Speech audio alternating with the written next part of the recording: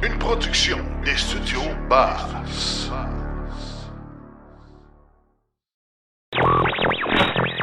L'épisode de cette semaine est une présentation de l'Association des véhicules électriques du Québec, votre source incontournable d'informations. La Nouvelle-Écosse impose une taxe sur les véhicules électriques. Le nord du Manitoba est maintenant accessible aux véhicules électriques et le gouvernement canadien lance son programme de permis pour l'importation de véhicules chinois. L'usine Nexstar Energy est inaugurée en Ontario et l'International de l'Auto de Québec remporte un succès avec ses essais de véhicules électriques. Chronique l'automobile à la croisée des chemins, on parle du parcours de Honda. On parle à notre collègue Cédric Ingrand en Europe et en grande entrevue, on parle de l'électrification des véhicules récréatifs avec le directeur général du Salon du VR de Montréal. Je vous dirais que tous les véhicules maintenant arrivent minimalement avec un panneau solaire de 200 watts. Ça, c'est la base. Ils sortent de l'usine avec ça, c'est même pas une option, ça vient d'emblée. Bienvenue à l'épisode 217 de Silence on roule.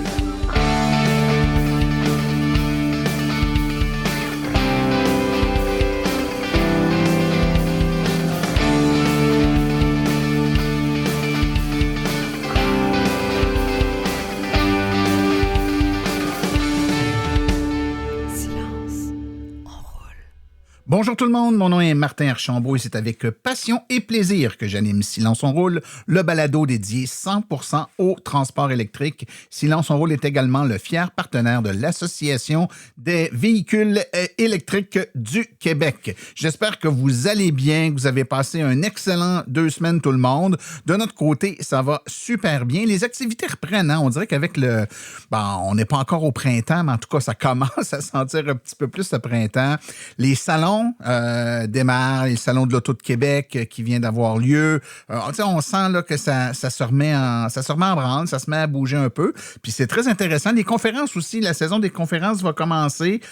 J'ai donné une conférence cette semaine à Saint-Hyacinthe. J'en ai d'autres qui commencent à se confirmer. Là. Ne manquez pas, si vous voulez écouter des conférences, évidemment, on les nomme ici là, dans les activités à la fin du balado, mais en tout temps, sur notre site web, silenceonroule.com, il y a un onglet là, conférences. Vous pouvez voir l'agenda complet des conférences qui va se mettre à jour et puis vous pourrez à ce moment-là venir nous écouter. Faites attention par contre, hein, il y a beaucoup d'endroits où il y a des conférences que c'est pas nécessairement que ça coûte quelque chose. Souvent c'est gratuit, mais il faut s'inscrire au préalable parce qu'il y a un nombre limité quand c'est dans des bibliothèques ou des salles là, où il y a un certain nombre de personnes maximum dans la salle, ben, il faut juste s'assurer là, qu'on s'inscrit avant pour pas avoir une mauvaise surprise puis se faire retourner là, parce que le maximum de la salle a été atteint avant notre arrivée. Donc, vous téléphonez tout simplement, vous regardez à quel endroit ça a lieu, vous téléphonez pour juste valider là, que votre nom est bien sur la liste ou s'il y a une inscription préalable qui est requise. On a un épisode quand même bien chargé. Chronique de Marco Dumais aujourd'hui. Plusieurs avaient apprécié là, l'arrivée de ce nouveau chroniqueur, Marco, qui nous fait un survol plus historique des grandes marques et leurs liens avec les changements technologiques, l'électrification, la décarbonation. Donc, très intéressant. Aujourd'hui, on y va avec la compagnie Honda. J'espère que vous allez aimer le tout. Cédric Ingrand, de l'autre côté de l'Atlantique. Cédric nous explique un peu ce qui se passe en Europe. Côté véhicule électrique, on sait que c'est une réalité qui, sur certains points, ressemble beaucoup à la nôtre et sur d'autres, ben, des nuances quand même importantes. Donc, c'est intéressant de voir comment ça se passe de l'autre côté. Donc, on parle de ça avec notre ami Cédric. En grande entrevue aujourd'hui, on est allé rendre visite aux gens du Salon du VR à Montréal pour parler d'électrification des transports dans le contexte de VR. Donc, on sait qu'il y a une tendance, c'est le van life électrique. On a aussi de plus en plus là, de technologies qui se développent, qui vont faire en sorte que les prochains véhicules de type roulotte ou Winnebago, ben, pourraient être hybrides ou électriques. Puis il y a aussi tout un courant là, d'autonomie, stockage d'énergie, panneaux solaires. Donc, on parle de ça avec le président, le directeur général, en fait, du Salon du véhicule récréatif de Montréal. Et puis, sans plus tarder, je vous propose qu'on aille tout de suite écouter les actualités dans le monde de l'électromobilité.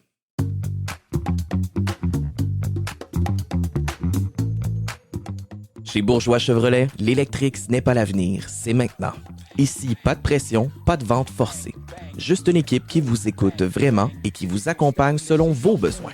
Parce qu'acheter un véhicule électrique, ce doit être simple, clair et agréable.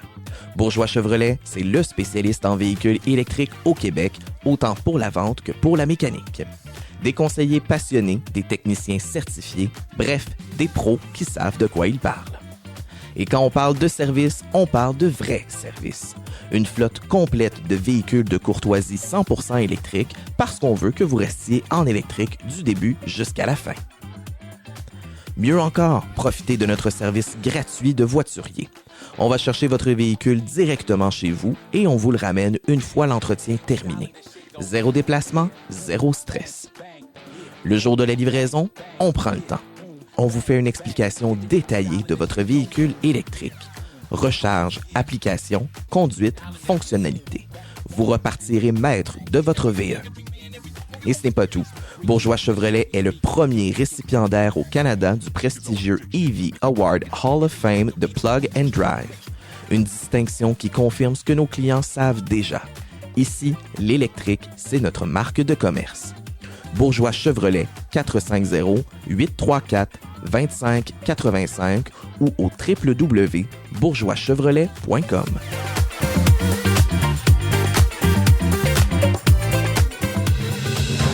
Les actualités sont une présentation de l'Association des véhicules électriques du Québec.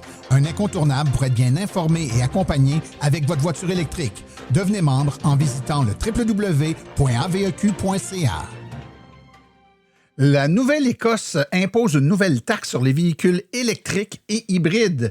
En effet, le plus récent budget de la Nouvelle-Écosse rendra la possession d'un véhicule électrique plus coûteuse dans la province. À compter du 1er octobre, les propriétaires de véhicules 100% électriques devront payer des frais d'immatriculation additionnels de 500 $ tous les 2 ans. Les propriétaires de véhicules hybrides, tant qu'à eux, devront débourser 250 $ lors du renouvellement. Le document budgétaire ne précise pas la définition exacte du terme hybride, laissant planer une certaine ambiguïté quant au modèle visé.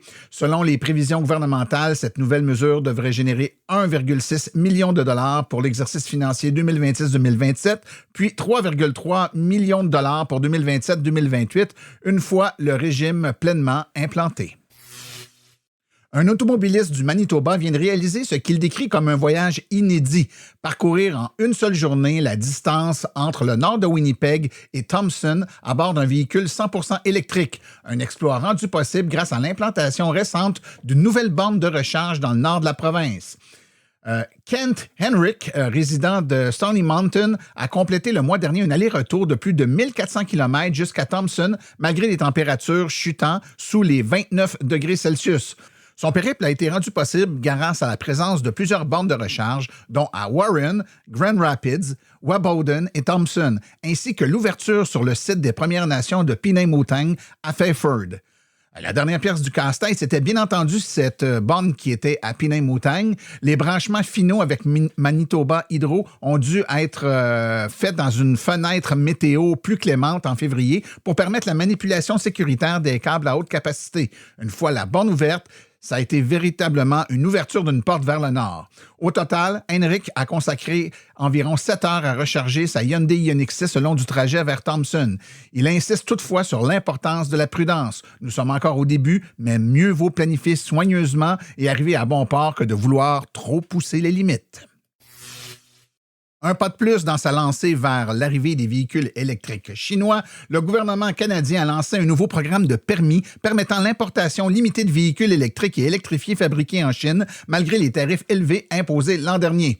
Entre le 1er mars et le 1er août cette année, le Canada délivrera jusqu'à 24 500 permis d'importation. Ces permis permettront aux constructeurs d'importer les véhicules et ne payer qu'un tarif de 6,1 % plutôt que la surtaxe de 106,1 % imposée en 2024 sur les véhicules électriques fabriqués en Chine.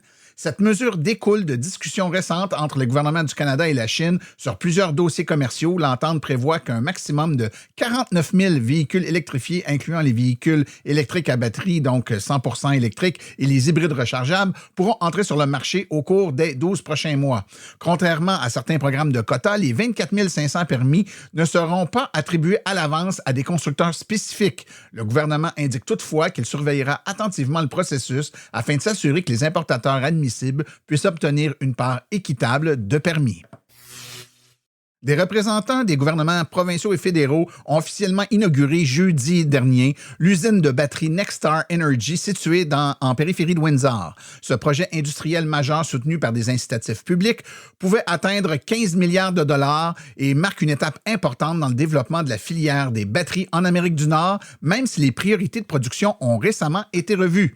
À l'origine, Nexstar Energy était une entreprise, co-entreprise, dis-je, entre LG Energy Solutions et Stellantis. Toutefois, le co-constructeur automobile a récemment annoncé la vente de sa participation de 49% pour un montant symbolique de 100 $, mais malgré ce retrait, Stellantis affirme qu'elle continuera d'être un client important de l'usine. Initialement conçue pour fabriquer des batteries destinées aux véhicules électriques, l'installation a amorcé un virage stratégique en fin d'année. En novembre, la direction de Nexstar a indiqué vouloir élargir ses activités afin d'inclure la production de systèmes de stockage d'énergie par batterie. Selon l'entreprise, ce marché connaît actuellement une forte croissance, notamment en raison de la demande accrue provenant des centres de données liés à l'intelligence artificielle.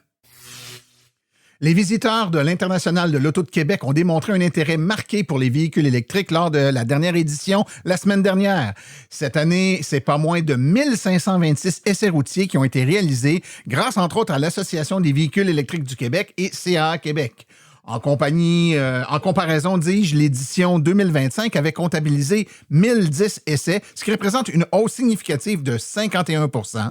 Cette progression pourrait s'expliquer notamment par la hausse du prix du carburant observée dans les dernières semaines, combinée au retour du rabais fédéral destiné à l'achat de véhicules électriques. La chronique L'Automobile à la croisée des chemins est une présentation d'Hydro Solutions, vos experts en bornes de recharge. Pour le service à la clientèle, composez le 514-353-0077 ou visitez le hydrosolutions.com. L'industrie automobile est en pleine révolution. Les fabricants automobiles sauront-ils s'ajuster? Voici la chronique L'Automobile à la croisée des chemins avec Marco Dumais.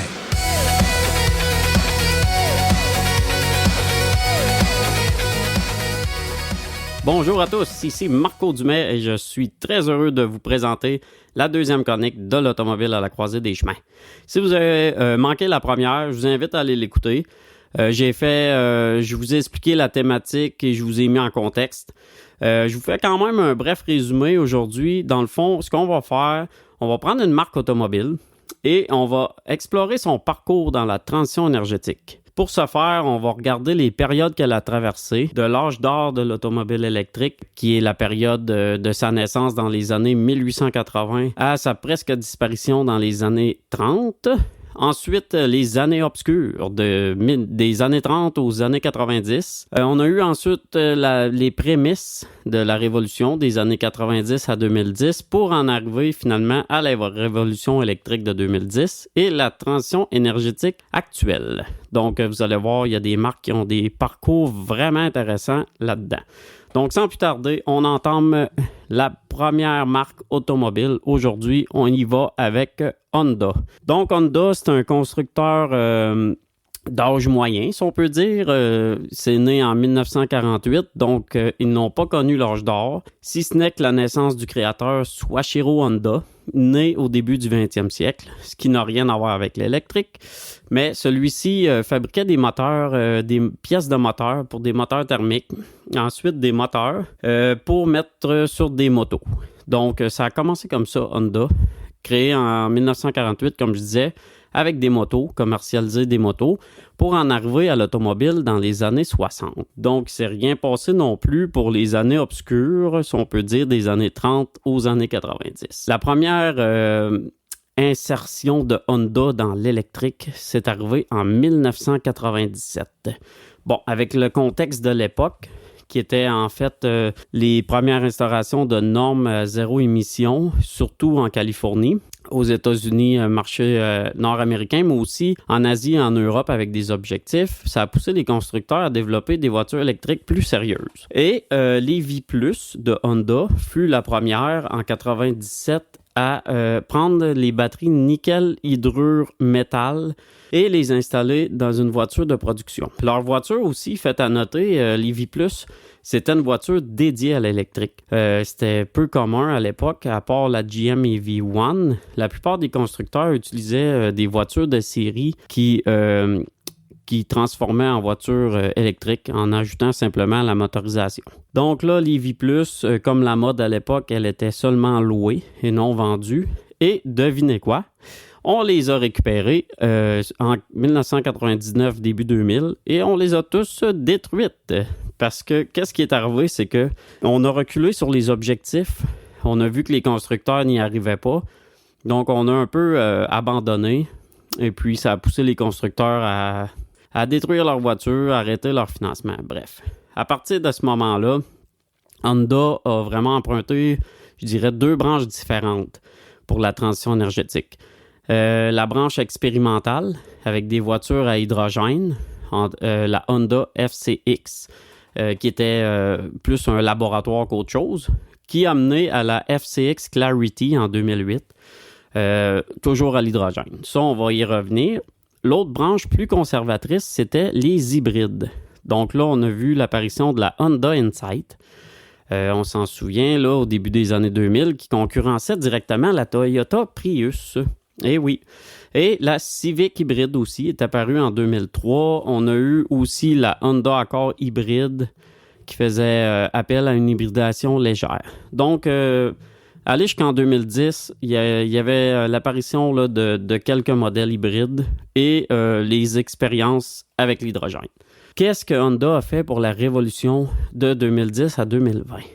Eh bien, Honda a multiplié les modèles hybrides.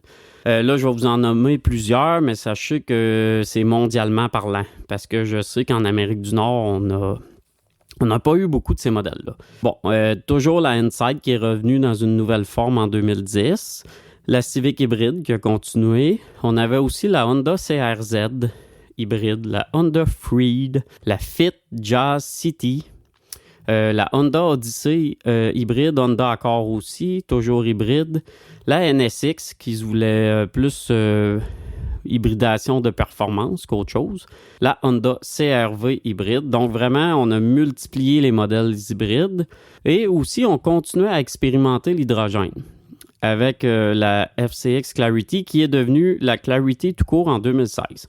Puis la Clarity, il faut savoir qu'elle a été offerte en 3 versions.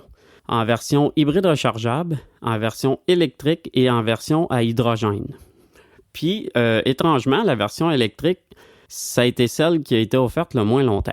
Ça démontre à quel point Honda a eu un petit peu de difficulté avec l'électrique, là, à venir jusqu'à maintenant. On a aussi sorti la Honda Fit électrique, qui a duré très peu longtemps aussi. Donc, on voit là, que ça n'a pas été évident pour l'électrique pour Honda. Donc, on en arrive à l'année 2020. On voit la Honda i, petite citadine en Europe, électrique, sortie, qui n'a non plus pas connu un gros succès, qui a été abandonnée en 2023. La continuité des modèles hybrides. Et on arrive ensuite au présent. Donc, aujourd'hui, comment Honda se positionne sur le marché? Eh bien sûr, les hybrides font toujours partie imminente de leur stratégie. Ils offrent les hybrides quand même en grande quantité partout dans le monde. Là, on voit apparaître là, en Amérique du Nord plus d'hybrides aussi qu'on en avait auparavant. On a la Honda Accord, le CR-V, la Civic. Fait intéressant, leur système hybride, c'est vraiment un beau système. Là. Vous pourrez aller voir ça sur Internet.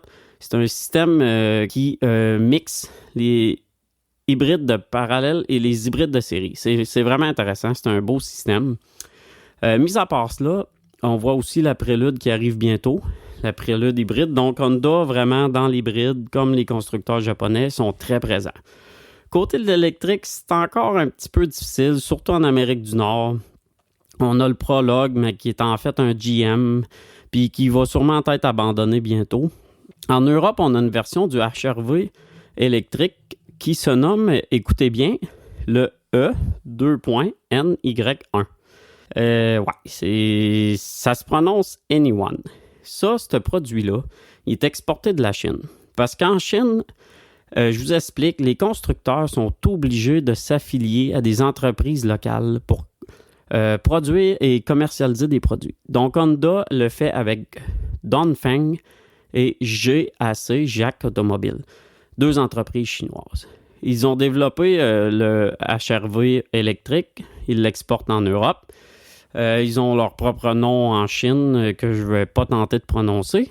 Mais bref, ces produits-là, c'est les électriques les plus convaincants à date de Honda que j'ai pu voir. Ils ont aussi commercialisé en Chine des VUS intermédiaires, le YEP7 et S7, qui sont aussi des beaux produits électriques. Donc, en ce moment, là, on voit là, Honda là, sont plus sérieux dans leur approche, surtout avec les gros entreprises chinoises, ça leur donne un bon coup de main. Puis, on a espoir que Honda nous arrive bientôt avec des produits électriques qui ont bien de l'allure. Et ce qui nous amène à la dernière portion, les stratégies futures. Bon, Honda a dévoilé la Zero Series. Ça, c'est leur produit électrique du futur qui va arriver supposément bientôt mondialement. Donc, une plateforme. Ils travaillent sur des batteries solides aussi. Ils vont sortir une berline en Chine YEGT. Ensuite de ça, ils ont leur affiliation avec Sony pour la marque Afila. Donc, Honda, là, on voit là que leur stratégie future se tourne davantage vers l'électrique. Même s'ils continuent avec le CR-V en Californie à expérimenter l'hydrogène. On a la Honda Prélude aussi qui arrive sur le marché, hybride toujours. Donc là, le futur, c'est quoi? C'est beaucoup d'hybrides encore. C'est vraiment la force de Honda, mais aussi l'électrique de plus en plus. Donc, c'est déjà la fin de la chronique. L'invitation pour aujourd'hui, qu'est-ce que vous pensez de la stratégie d'Honda? Croyez-vous qu'ils sont trop conservateurs et que les autres constructeurs vont prendre une avance sur eux, difficile à rattraper, ou ils ont la bonne stratégie d'attendre un petit peu et d'investir plus tranquillement, si on veut, dans la transition énergétique? Donc, merci à tous et bonne route!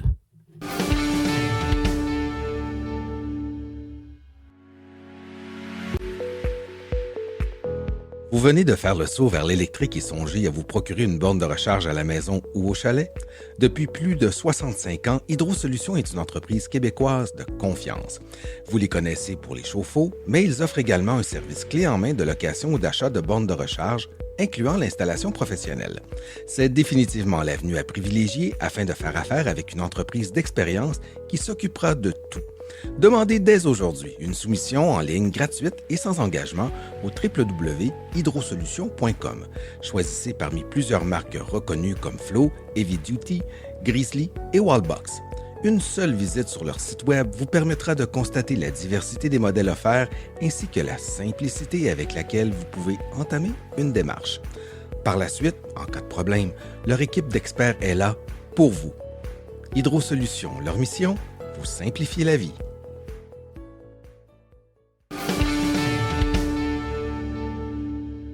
Au fil des semaines, on a eu beaucoup de questions et beaucoup de téléchargements sur des épisodes qui touchaient le camping, particulièrement dans notre épisode 205 en septembre dernier où on a parlé de van life en électrique. Je crois actuellement, il faudrait regarder sur notre site web, mais je pense que c'est le deuxième épisode le plus téléchargé dans la dernière année. On est dans un sujet vraiment champ gauche par rapport à nos sujets normaux et on voit que ça suscite beaucoup d'intérêt. Aujourd'hui, j'ai une bonne nouvelle. J'ai avec moi Steve Lapierre qui est DG de l'Association des commerçants de véhicules récréatifs du Québec. Monsieur Lapierre, bonjour. Bonjour. On est en plein salon du véhicule récréatif de Montréal. Peut-être nous expliquer un peu ce qu'est votre association puis pourquoi c'est vous qui organisez le salon ici aujourd'hui. Alors, en fait, l'association a été fondée en 1988. Le mandat, c'est de promouvoir l'industrie du VR au Québec. Et dans nos mandats, un des mandats, c'est de faire les salons.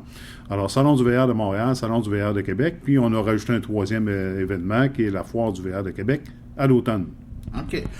Peut-être pour qu'on se comprenne bien, parce que c'est pas très clair pour moi, un VR, ça commence où puis ça arrête où? Une tente roulotte, c'est un VR? Une roulotte, c'est un VR? C'est quoi un VR? Alors, un VR, c'est un véhicule récréatif. Donc, une tente roulotte, c'est un véhicule récréatif. Une motorisée, c'est un véhicule récréatif. Une roulotte, une fifth wheel, ce sont des véhicules récréatifs. Les boîtes campeurs également. OK, donc c'est assez large. Tout ce qu'on connaît en camping, moins les tentes à peu près, là? C'est exactement ça. OK, bon, on est bien situé. Évidemment, on est un balado où on parle de véhicules électriques normalement, donc ça va être forcément l'angle avec lequel on va parler aujourd'hui. C'est quoi l'évolution réelle d'électrification dans le secteur des véhicules récréatifs au moment où on se parle?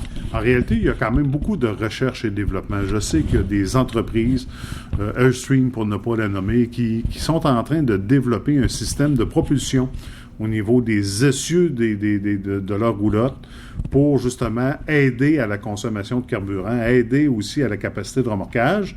On a vu en termes de classe B, il y a eu le transit électrique aussi en même temps. Bon, avec une autonomie quand même assez faible, mais qui est un premier pas, si on veut, vers l'électrification des véhicules récréatifs.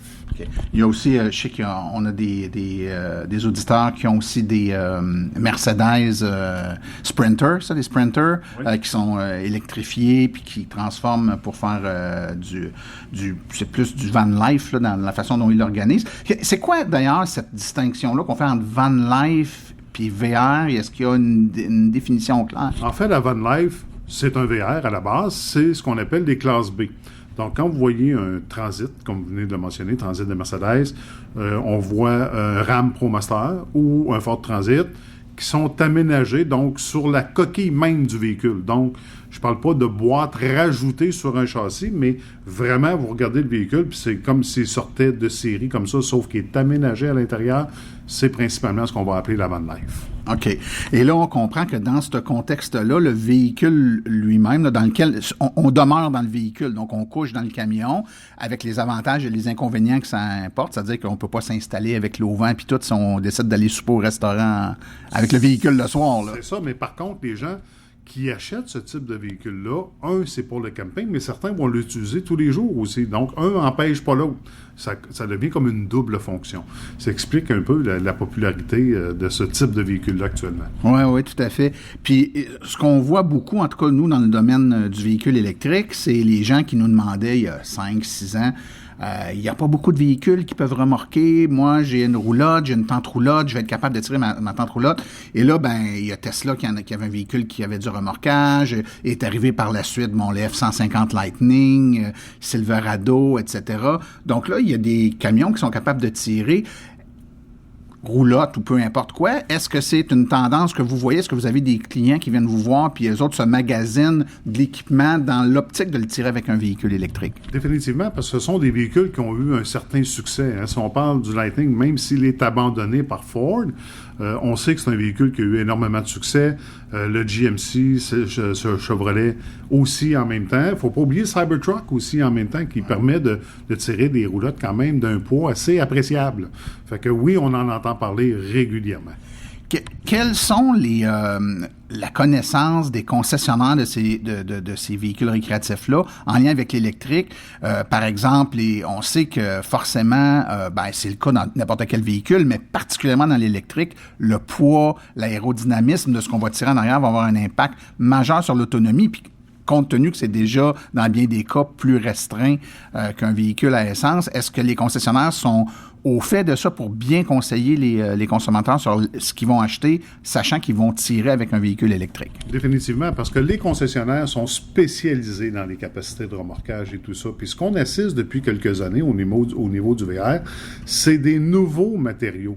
Donc, on cherche toujours d'avoir plus de légèreté, plus de rigidité, parce qu'on va se le dire, nos chemins sont cabossés un petit peu, là, mais le but est d'avoir les roulottes le moins pesant possible, avec le plus d'espace disponible à l'intérieur. Mais on assiste depuis quelques années à un rétrécissement au niveau des modèles. Donc, les gens se revirent non plus, mettons, vers des roulottes de 32-33 pieds, à moins que ce soit saisonnier. On parle d'un autre domaine. Mais on voit beaucoup, exemple, de gens de classe A qui vont changer pour un classe B. Ça existe, ça. On le voit dans l'industrie. Pourquoi? Parce que c'est plus facile de se déplacer, c'est plus facile de rentrer dans les villes et tout ça. Donc, la grosseur des VR diminue un peu actuellement. OK, il y a une sobriété qui s'installe là-dedans, comme dans d'autres courants dans la société. Ce qu'on a de la difficulté à faire avec les véhicules moteurs routiers, ceci dit. Les limites actuelles en termes de poids, de recharge, d'autonomie, Vous voyez l'aspect limitatif de ça de quelle façon actuellement? Ben, en fait, mettons, je prends l'exemple d'un transit électrique. On va parler d'une autonomie de quoi? 120 km grosso modo dans ces eaux-là, une fois chargé et ainsi de suite. Fait que c'est sûr qu'il faut planifier ses déplacements. Donc, contrairement à un véhicule à essence, ben il faut planifier ses stations de recharge. Les applications le font pour nous-mêmes. Donc, si on prend un circuit électrique, ces choses-là, ça va vraiment aider beaucoup. Mais c'est sûr qu'on n'aura pas une autonomie qui va nous permettre de traverser le Canada sans avoir à faire plusieurs recharges. Là. On s'entend. Oui, c'est sûr que si on s'en va à Vancouver avec une grosse remorque ou quelque chose de très lourd et puis un véhicule qui n'a pas beaucoup d'autonomie, on va souvent être en recharge. Puis on sait que les points de recharge, dès qu'on quitte le Québec, peuvent être assez espacés par moment. Ça m'amène sur un point que je vais discuter avec vous, qui est vraiment en termes, je dirais, de l'adaptation qui est en train de faire je dirais, tout le domaine du transport par rapport à des solutions plus environnementales. Donc, on essaie de décarboner nos véhicules, puis plein de trucs. Le VR, lui, de quelle façon il s'adapte? Évidemment, si on prend une vanne puis qui est électrique au lieu de l'essence, on comprend que c'est plus environnemental, mais est-ce que dans les matériaux, dans les façons de fabriquer, est-ce qu'il y a une orientation plus verte dans le domaine du véhicule récréatif? Oui, il y a une grande sensibilité de ce côté-là au niveau des manufacturiers, parce que, évidemment, on fait affaire avec des manufacturiers dans la plupart des cas, et puis c'est une vision qu'ils ont. Donc, d'essayer d'avoir un des matériaux plus durables, plus léger aussi en même temps. Donc, on assiste maintenant à des matériaux synthétiques au lieu du bois traditionnel qu'on a dans un paquet de roulottes, entre autres. Donc, c'est des matériaux qui sont un peu remplacés. Il y a de la recherche et développement, il y a de l'ingénierie. Alors, oui, c'est un marché qui a tendance à tenter de s'améliorer de ce côté-là.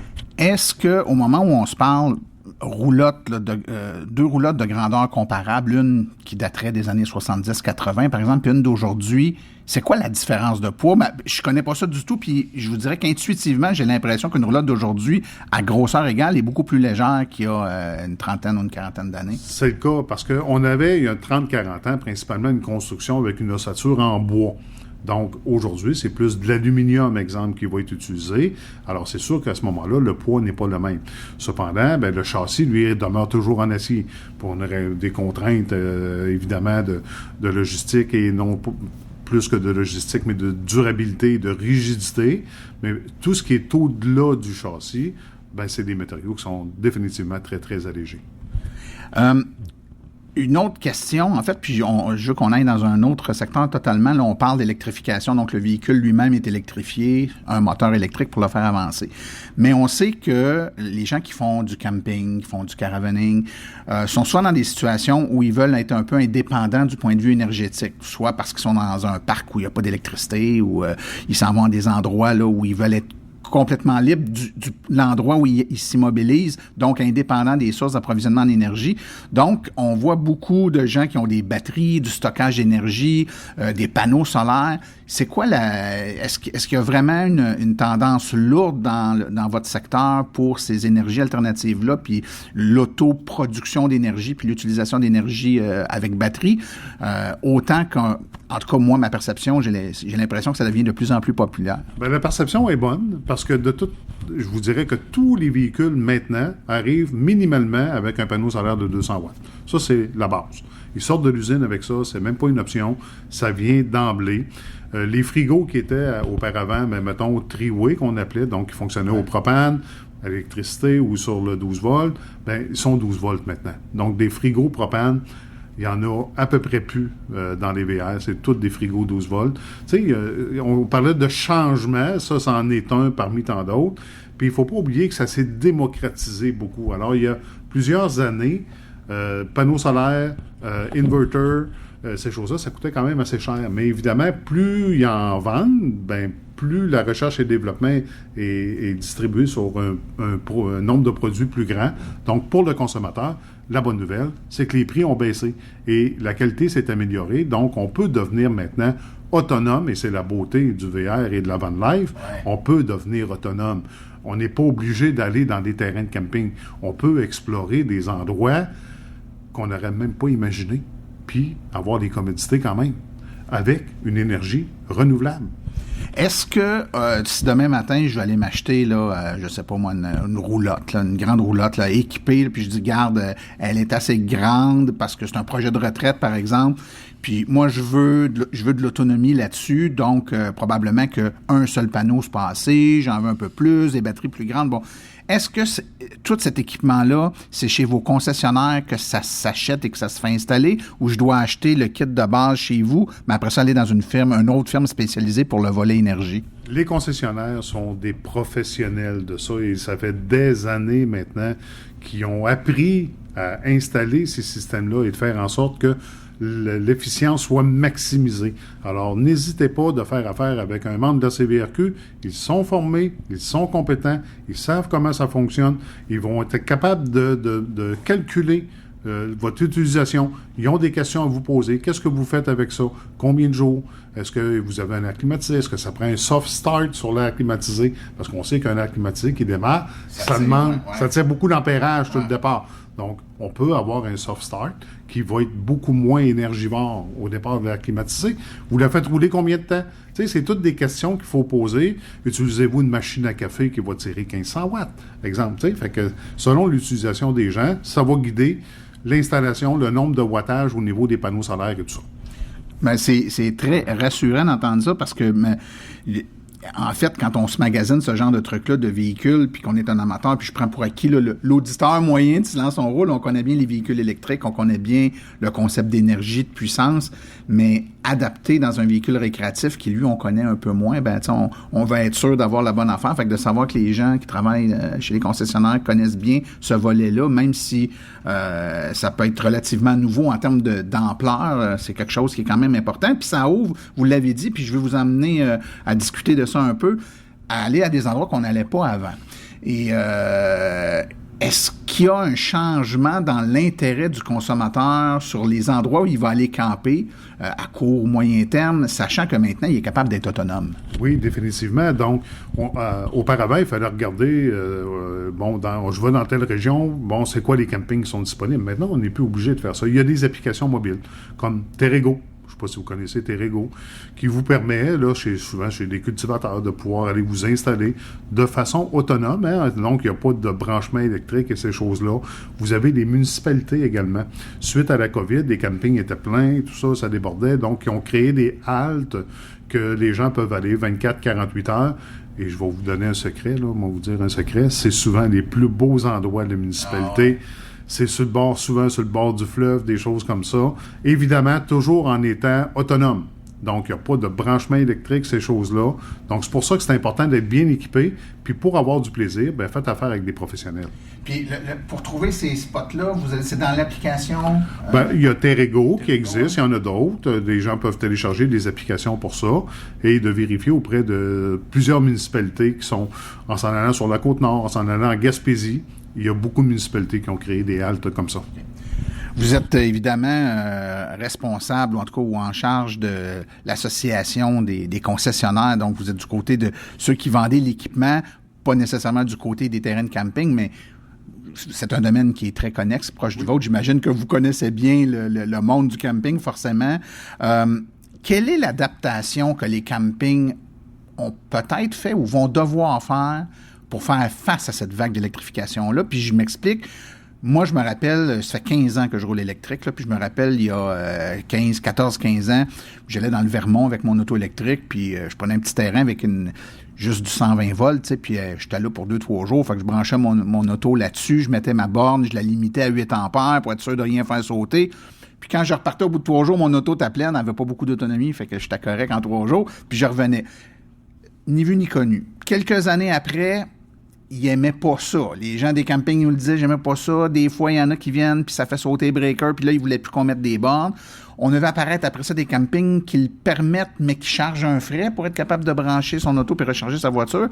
Et d'autre part, il y a très peu de terrains. Si on prend un terrain qui n'est pas un terrain pour une roulotte, là, si on prend un petit terrain pour une tente, par exemple, les circuits sont souvent très faibles, puis pas assez forts de toute façon pour se brancher. Et plusieurs campings n'ont pas de borne de recharge au stationnement, là, à l'entrée, par exemple, où on pourrait laisser notre voiture là le temps de faire le plein. il y a un besoin d'adaptation, je pense. Est-ce qu'il y a quelque chose qui se met en place pour faire en sorte qu'on va faire face à la nouvelle réalité? Je pense que les campings sont au courant. Entre autres, souvent, les campings ont été bâtis il y a plusieurs années. Donc, les infrastructures électriques n'ont pas été prévues pour ça. Ouais, ça date, hein. Donc, ça nécessite beaucoup d'investissement de leur part, c'est certain.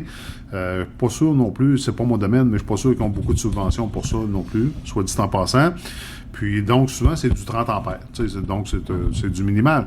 Mais de plus en plus, ce que les campeurs ont besoin, c'est du 50 ampères. Pourquoi? Il y a du réchauffement climatique. Puis il y a 2 aires climatisées souvent sur les roulottes. Tu peux en faire marcher juste une sur du 30 ampères.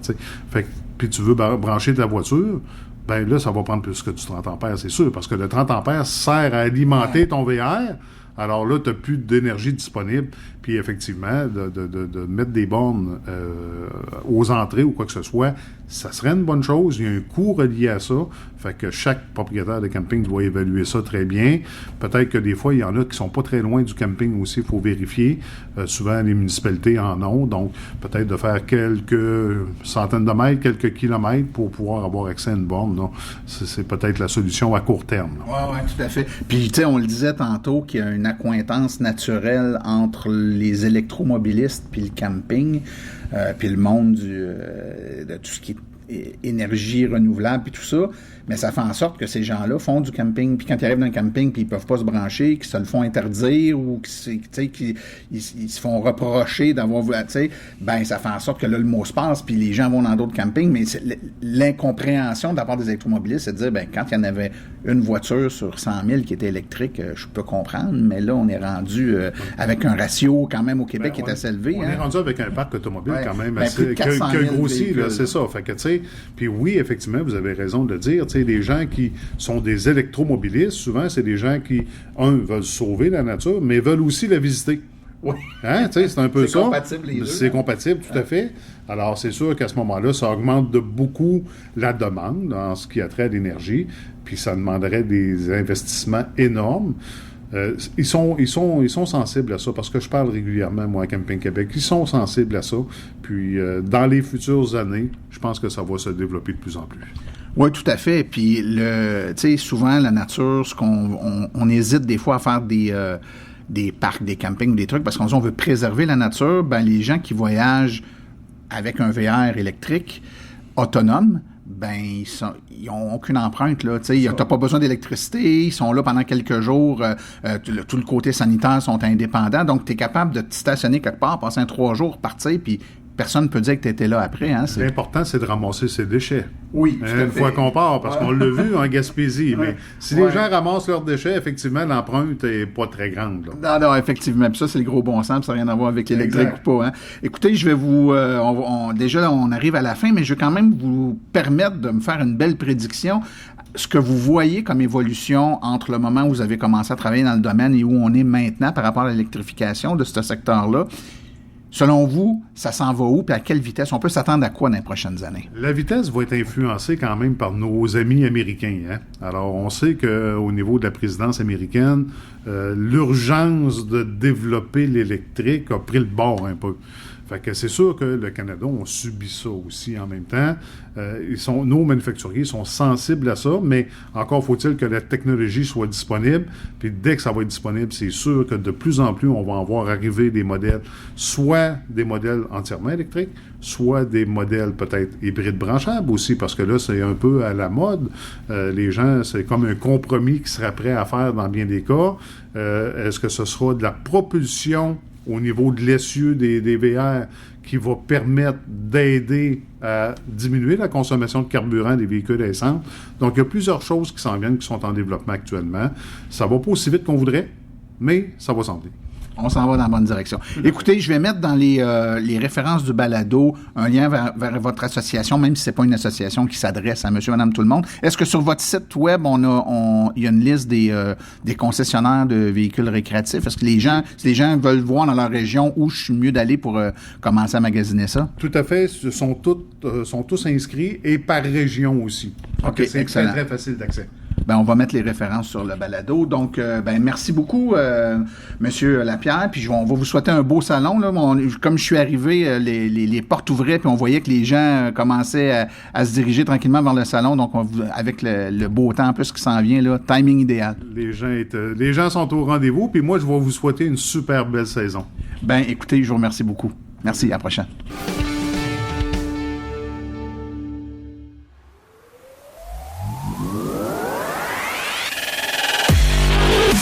Vous conduisez un véhicule électrique ou hybride?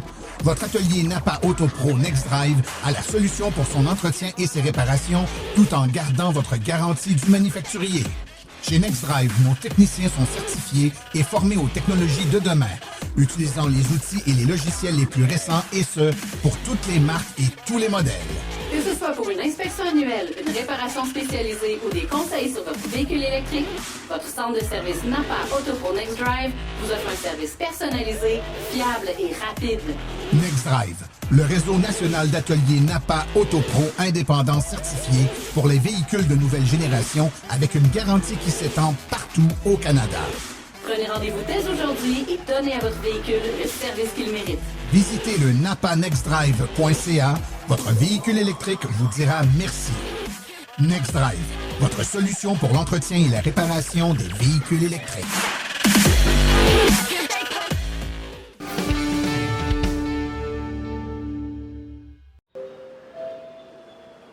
De l'autre côté de l'Atlantique, avec Cédric Ingrand. Bonjour Cédric Ingrand. Bonjour Martin Archambault.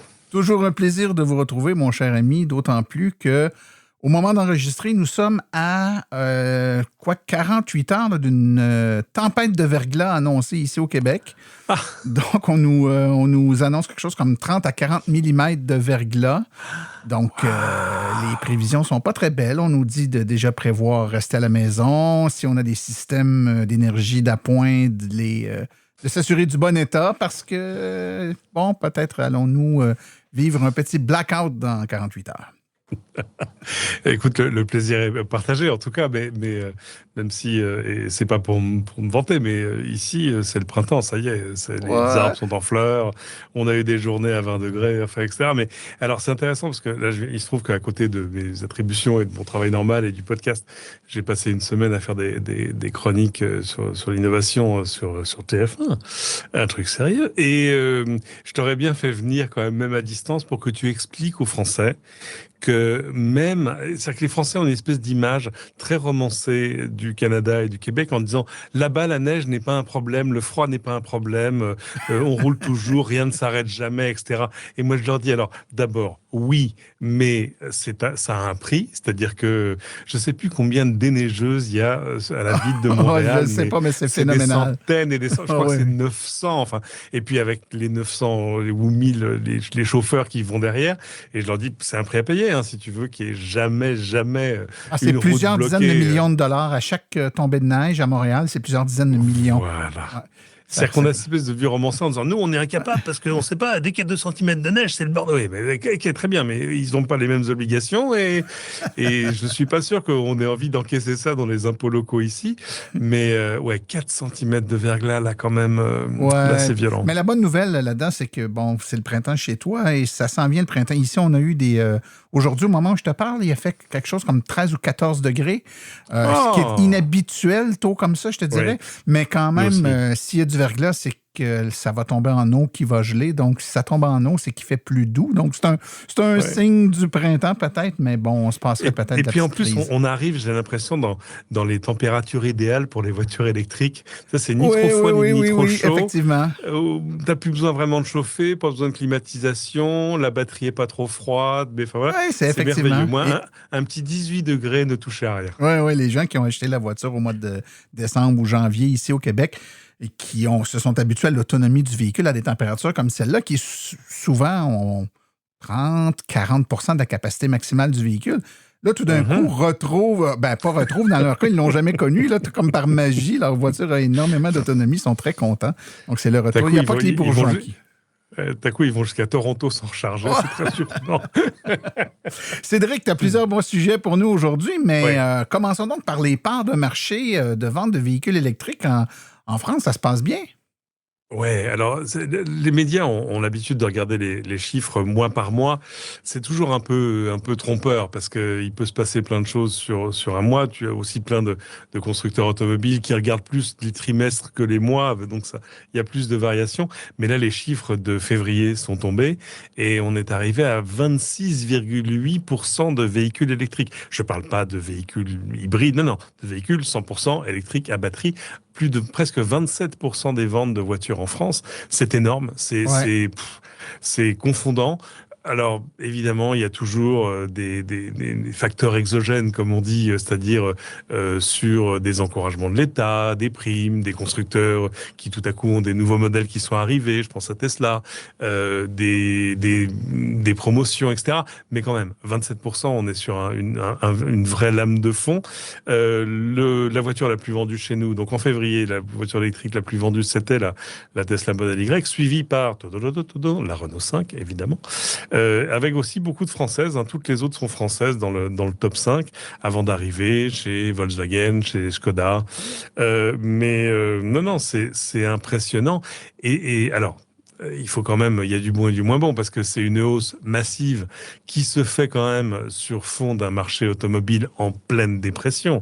C'est-à-dire que je crois qu'il s'est vendu presque 15% de voitures au global en moins par rapport à février de l'année dernière, ce qui est déjà un recul de plus de 11% depuis le début de l'année. Donc c'est pas un marché qui va très bien, mais quand même, on part de marché, c'est une vraie bonne nouvelle. Et puis on peut imaginer, sans prendre trop de risques, que c'est un mouvement qui pourrait s'amplifier du fait de notre environnement géopolitique actuel, un peu contrarié. Ouais. Pour tout dire, je voyais des sujets dans les journaux télévisés d'hier où le litre de diesel, le litre de gasoil chez nous, dans certaines stations-service, dépassait 2,30 €. T'imagines, 2,30 €, t'es presque à 4 $ canadiens. Ouais. Ça fait quand même très mal, et je pense que ça fait réfléchir, pas seulement quand tu arrives à la pompe, mais quand tu te poses la question de ta prochaine voiture. Donc, on va se dire que, au moins, à quelque chose, malheur est bon, mais en tout cas, voilà, on est plus. Moi, je me souviens quand j'ai démarré Les Doigts dans la prise, le podcast, il y a maintenant 5 ans, on était à 3%. Enfin, c'était presque anecdotique. C'est quoi les chiffres chez vous? Ça varie énormément, nous aussi. Donc, on fait aussi on fait attention de ne pas trop se fier au mois par mois, mais y aller peut-être plus par trimestre, parce qu'il y a quand même des périodes de l'année ici, pour des raisons, encore une fois, de froid et tout ça, où les ventes de véhicules sont plus au ralenti, puis ça reprend. Donc, c'est toujours plus calme en fin d'année. Ça va recommencer tranquillement, pas vite. Là, les spéciaux commencent à arriver, donc on le sent. Mais on a frappé l'été dernier, là, pas loin de 30% de ventes. Mais par contre, il faut faire attention, nous, on met toujours ensemble les hybrides rechargeables et les tout électriques. Et le ratio étant à peu près 70-30, là, 70% pour du tout électrique versus 30% pour de l'hybride rechargeable. Okay. Il l'était passé. Là, avec le contexte actuel ici, les abandons de subventions, le désengagement nord-américain, je dis bien nord-américain parce que nous, finalement, c'est notre voisin qui a attrapé le rhume, mais c'est nous qui toussons actuellement. Là, c'est un peu ça qui se passe. Oui. Donc, ça pourrait faire là, actuellement peut-être de remonter un peu le ratio vers l'hybride rechargeable, un petit peu à la hausse comparativement à il y a 6 mois, mais ça reste qu'on varie... grosso modo, je dirais entre 20 et 30% là, de ventes d'hybrides rechargeables et tout électrique. Pas mal. Au Québec. Je ne parle pas du Canada, je parle du Québec. Évidemment, bien sûr. Donc, Cédric, dans un tout autre ordre d'idées, il y a un équipementier allemand qui fait face à un nouveau problème chez toi. Un problème oui, c'est un problème qu'on a créé. J'ai envie de dire que c'est presque un problème de riche. C'est les bruits de roulement quand tu conduis. Avant, c'était un problème qui n'existait que de manière épisodique, parce que, sauf si tu avais vraiment, tu vois, des gros pneus, des choses comme ça qui vraiment étaient bruyants, mais les bruits de roulement, c'était des choses qui étaient un peu... On les entendait pas parce qu'on avait le moteur. Ouais. Or, tout à coup, on a des voitures qui sont de plus en plus silencieuses, de mieux en mieux isolées, et on entend presque quasiment pas le moteur, et tout à coup on se met à entendre des bruits aérodynamiques ou des bruits de roulement. Et pour les bruits aérodynamiques, les constructeurs ont fait ce qu'il fallait en termes de sur les joints, sur tout ça, puis sur l'aérodynamique des véhicules.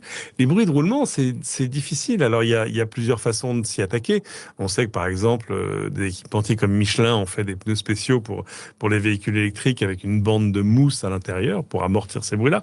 Et ben là il y a un équipementier allemand bien connu qui s'appelle ZF qui lui, alors ils ont inventé un truc, des amortisseurs spéciaux faits non seulement pour amortir, mais pour annuler les bruits de roulement. Ce sont des amortisseurs donc intelligents et connectés qui vont analyser ces bruits en temps réel et alors générer une vibration, parce que c'est des amortisseurs actifs.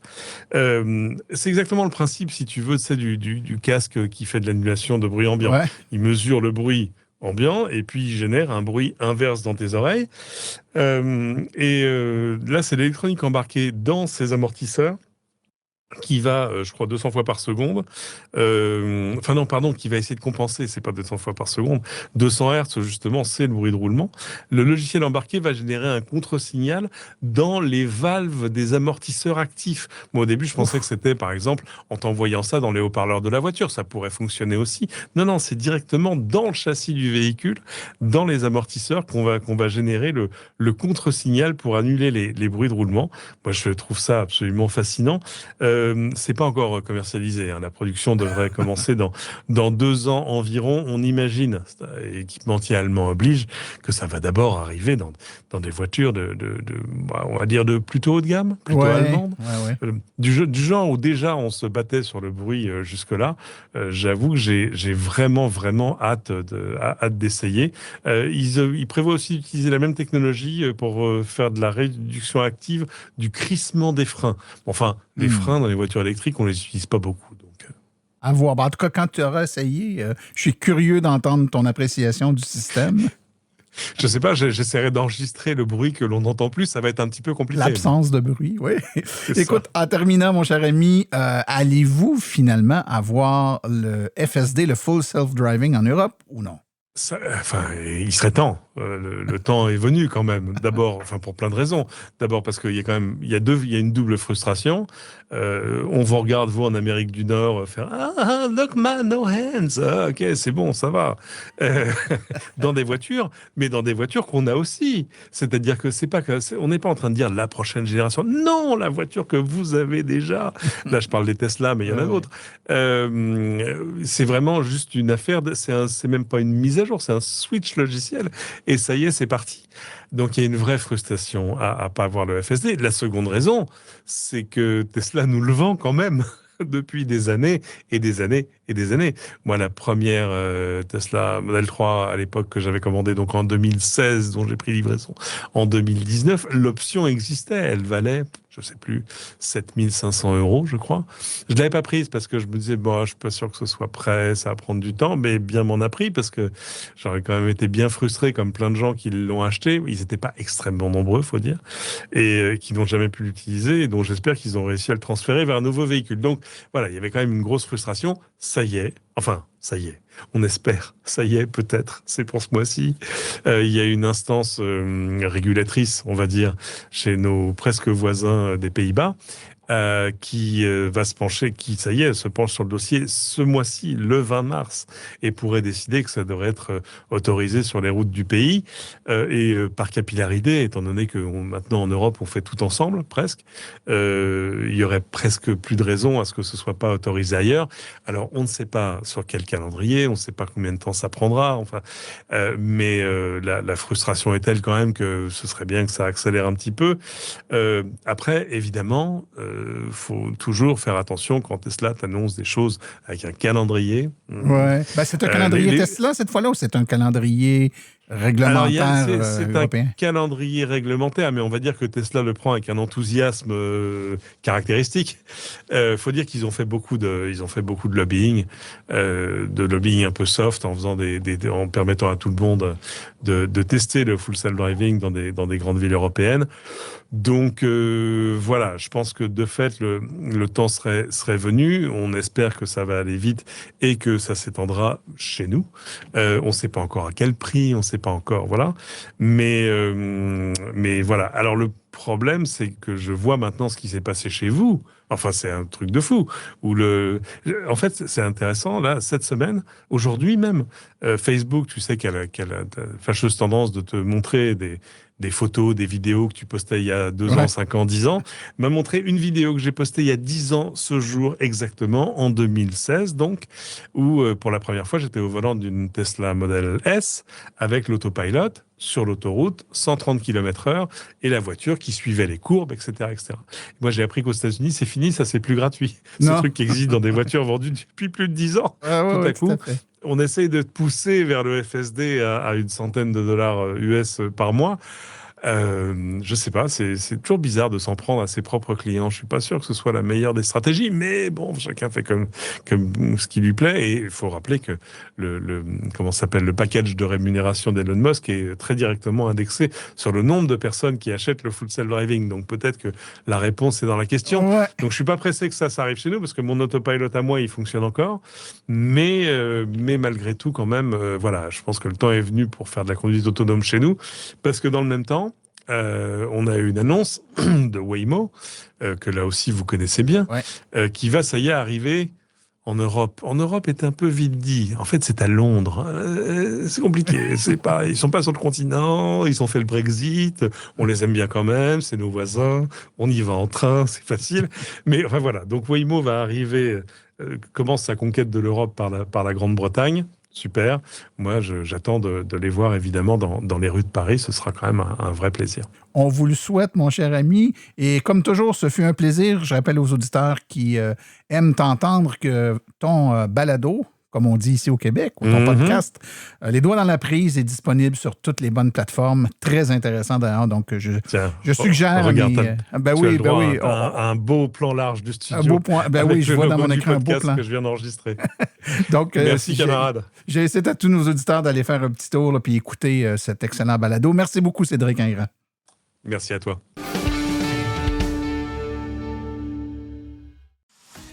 Pour ce qui est des événements à venir dans les prochaines semaines dans le monde de l'électromobilité, c'est passablement tranquille pour les prochains jours, prochaines semaines. Vous pouvez en tout temps aller voir le calendrier des événements sur le site web de l'AVEC à www.aveq.ca dans la section calendrier. Vous pouvez également visiter le site web de Silence on Roule, donc au silenceonroule.com, et la section conférences pour voir la liste de toutes les conférences à venir. Ceci conclut l'épisode d'aujourd'hui. Remerciements sincères à nos collaborateurs et invités, c'est-à-dire aujourd'hui Steve Lapierre, Marco Dumais et Cédric Ingrand.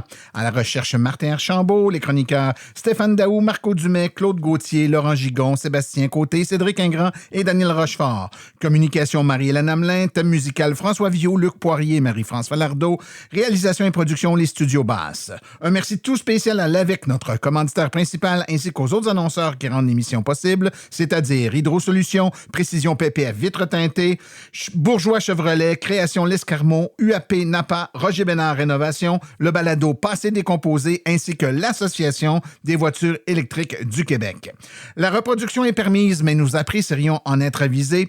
Les questions sur le balado doivent être adressées à martin@silenceonroule.com et pour l'information générale sur les voitures électriques, contactez plutôt le site web suivant www.aveq.ca. Vous avez également accès aux archives de tous nos épisodes ainsi qu'à notre boîte vocale numérique directement sur notre site web au silenceonroule.com. Mon nom est Martin Archambault et d'ici le prochain balado, j'espère que vous attraperez la piqûre et direz vous aussi, silence, on roule.